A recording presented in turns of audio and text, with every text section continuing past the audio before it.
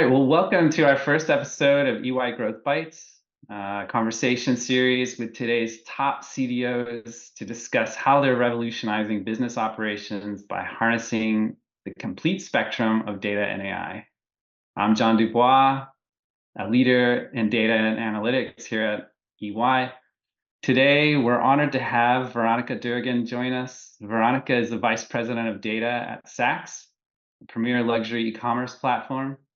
In her role, she's responsible for data strategy at Saks, from driving enterprise digital transformation and governing enterprise data to enabling data efficiency and supporting analytics and reporting of the full customer shopping journey.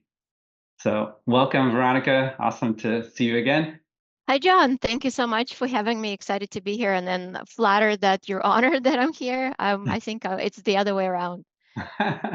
Well, we're seeing a lot of our customers start to view data and sort of how you even operationalize data or organize around it in more of what I would consider more of an agile fashion. And not necessarily agile, but in a more agile fashion. So it's not 2 years to set up the warehouse before you see any value. It's what value drives what features I should do next. And at EY, we have a program around data products and how that can be implemented with the mesh or fabric or whatever that sort of how is. But I'm interested, and I know we talked briefly about this, but I'm interested in how you think about that idea of operating data more in an agile fashion and data products, and love to get your take on that. Yeah, I love this question. I think it's funny. So there's, tool vendors trying to push it. There's methodologies that are trying to push it. And then we're like, right now, I don't know if you've seen it, but there's this like fight of how do we define data products? Mm-hmm. And there's like, it's almost like a religious fight. To Yeah. me, agility as well as product are mindsets. Mm-hmm. So Yeah. that's how I define it. And please, like, I don't have time to argue. I'm going to let whoever figure out what the right definition is.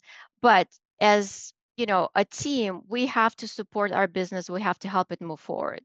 So the way I look at it is it's a product mindset. The business comes to you and they explain the problem they're having, Mm-hmm. right? And then they also explain the value Mm-hmm. of solving that problem. And then the data team builds a solution that includes data to Mm-hmm. not only solve this problem, but other things. To me, it's Yeah. like software product market fit, right? And Mm-hmm. sometimes, like I was actually thinking about it this morning, like rice cooker. Do you have a specialized rice cooker? Like I use Instapot to cook rice and a million other things. To me, that's a product, right? Like I didn't build a very specific thing that solves just one problem. I have something that helps me solve multiple problems. And to me, that's kind of like a mindset. And then we get into arguments like what is the actual deliverable of a data product? But it could Mm-hmm. be anything. It is whatever your business, your customer needs, right? Mm-hmm. I'm sorry, maybe it's an Excel spreadsheet. Mm-hmm. It could be, Could be. or maybe it's a part of a data warehouse. Yeah. It could be, or Yeah. maybe it is a tool that you have to buy where you have to send data and consume data from. Like it could be all of that. But I think the goal is like there is a real business problem and there is a value to solve that problem. Yeah. So I I don't know, controversial or not, I'll get like messages later on like, yeah, that's not how you define a data product, but I love that. And I think that lends itself nicely to how we're starting to think about it, because we're even starting to call them information products, because we're seeing even things like common algorithms as potentially a product for reuse. Things like churn modeling. I mean, how many ways can you define churn, and is that consistent across the globe, even if the data that you're feeding into that model may be different? And so I love the way you describe that as a mindset, and it reminds me of in the late 90s when I was introduced to extreme programming, and the concept I think predates kind of where we are now with a lot of the newer agile methodologies, but the concept of being able to react to business change quickly and as needed in software development was so profoundly interesting and intriguing. It caught the imagination of a lot of us. And now seeing that in data is just, it's awesome. It took a few decades, but it's awesome. Yeah, we're I, lagging behind. But I love you said information. yeah, I'm like a little geeky about words when you have the right word that just describe. There's a difference between data and information. yeah, Data is just a bunch of facts that are stored yeah, somewhere. yeah, Information is this data in the context that you can action on. This yeah, is like there is a lot packed into that word. And you, yeah, I think, like the third person ever who said information. So I love it. And one of them is she has a degree in library science. So yeah. she's kind of like really she really gets it. So it's great to hear that. Yeah. Yeah, awesome, awesome. Yeah, yeah. I have, having dealt with unstructured data, I have great respect for library science and Hmm. others because you have to ultimately to make it useful, you have to find a way to organize it. So Yep. awesome. So I know a lot of this. You've made two or three points now that kind of lends itself to this idea of being able to adapt to market dynamics. So is there anything you want to add to like how you're thinking about data and the fluidity and flexibility and how to address the next big thing? I know you kind of touched on it, but Mhm. anything else you want to say on that topic? Yeah, I kind of think about like kind of going back, you've been doing this for a while, I've been doing this for a while. If somebody asked you 10 years ago, be like, where do you see yourself in 10 years? Would you have ever guessed it would be talking about Gen AI now? Never. No. So this field changes and it's incredibly exciting. So, but Hmm. how do we keep up? So I think of this whole like data ecosystem as just a bunch of Legos. So there are Hmm. like foundations and components, and the way we build it is make sure they're like easily replaceable. Like again, I'll stress again, foundation of data that hasn't changed. Know what data you have, know its quality, know how to find it, and then you can start using it. What's changing is how we can use it, Hmm. not what data we have. Because Yeah. we've been collecting data forever. We just Yeah. couldn't necessarily use it all. And now with the power of, NVIDIA and LLMs, we could finally use it. But if we don't have data, we don't know where it is. We can't. So to me, this is like just get your foundation, figure that out, and then whatever the next new tech advancement, you'll be able to easily apply it to your business. Yeah. I think one of the things that you and I had talked about in the past was one of the newer, maybe well, maybe not newer concept, but it's getting traction around knowledge graphs. And I know you had some interest in that topic, and I don't know if there's anything you want to say about how you think about knowledge graphs and the value there, and then how again you would prepare your data assets to lend itself to that sort of thinking.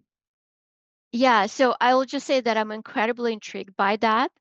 What I haven't figured out yet how to cross that bridge between like it being sciencey theoretical and Hmm. actually implementing in a regular organization, right? Hmm. Because to me, knowledge graph is not just your data assets, it's your Hmm. processes, it's your Hmm. people. It's Hmm. like this like network of everything that's happened. It's almost like a digital copy of your organization, right? Yeah. That includes absolutely everything. So Yeah. to me, like I haven't made that kind of like I haven't crossed that void of like theoretically I kind of get it, but Hmm. how do I actually implement it in real life so that people can easily take advantage of that? Yeah. Yeah. That makes sense. That makes sense. So let's shift gears a little bit. So, one of the things that I know we were thinking about is this idea of the big disconnection between data scientists and technologists and the broader C-suite. So, how are you thinking about better connecting the two and teaming together to create better alignment around business priorities? Such an amazing question. This is kind of like where I'll be like, because I had to learn a foreign language. To me, it feels very similar, Hmm. where both sides have to learn a foreign language, Hmm. right? And kind of like maybe to take us a little bit back in history. So remember what it was like 10 years ago where everybody hired the data scientist, and Hmm. then like 5 years later we said data science project failed because blah blah blah. So we have this like a chance and opportunity with Gen AI to do it one more time. Yeah. So, and this one more time, let's do right, so Yeah. that we don't get back into, oh, this Gen AI project failed because whatever. So to me, it's just learning to speak a common language. Engineers are engineers. Yes. There's, whatever, we're good at what we do, but we need to figure out a way to speak to people who are not engineers. That hasn't like that hasn't changed. Software has the same exact problem, Yeah. right? Is Yeah. it product managers that will help us do it? We kind of also, to me, data is sitting slightly different than software. For Mm. us, for data people to be effective, we always have to understand our non-technical peers, right? Hmm. You can't deliver a dashboard if you don't understand what like people actually what information they want to get out of it, Hmm. right? Yeah. So we've been trying to cross that bridge, but I think we just need to be a little better at it. We need to understand what, again, going back, what problem are you trying to solve? Yeah. What is the value of solving this problem? I'm going to come up with a solution. And hopefully, either someone will help me explain my solution to you, or I'll learn how to kind of like translate that techie, nobody cares what ML model you picked, right? What they Yeah. care is that they're seeing that it's predicting a trend that somebody needs to action on. Yeah. A couple of things. So one, prior to EY, I was in a CTO role. Actually, I've played a few different companies CTO role, and I was asked like, so what is the title? What does it mean to you? And I said, well, just change the T. Instead of chief technology officer, think of it as the chief translation officer. It's someone to be that liaison between business and techies, right? And so I love that you even use the word translation, and we didn't talk about that before. But yeah, it's a great insight that you provided there. I love that.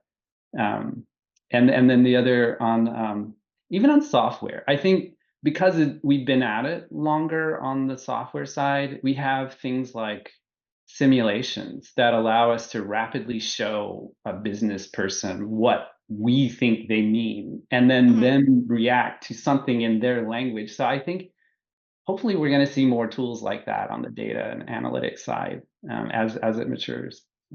Yeah, I agree. There was a post recently from someone I remember, kind of like what we should be taking as data from other groups of people, and we should be taking from marketing the way to kind of like sell what we're building, right? Yeah. From customer service, we should be more like a customer success team, not like help desk.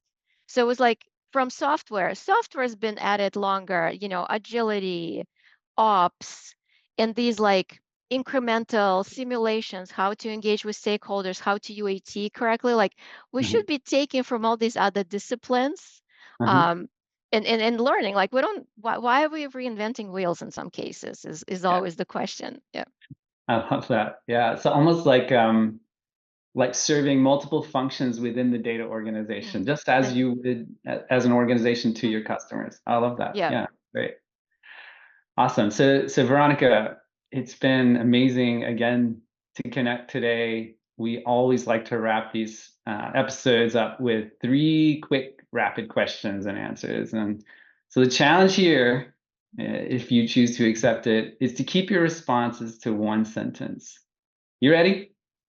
Okay, let's do it. All right. So what's the number one thing keeping you up at night?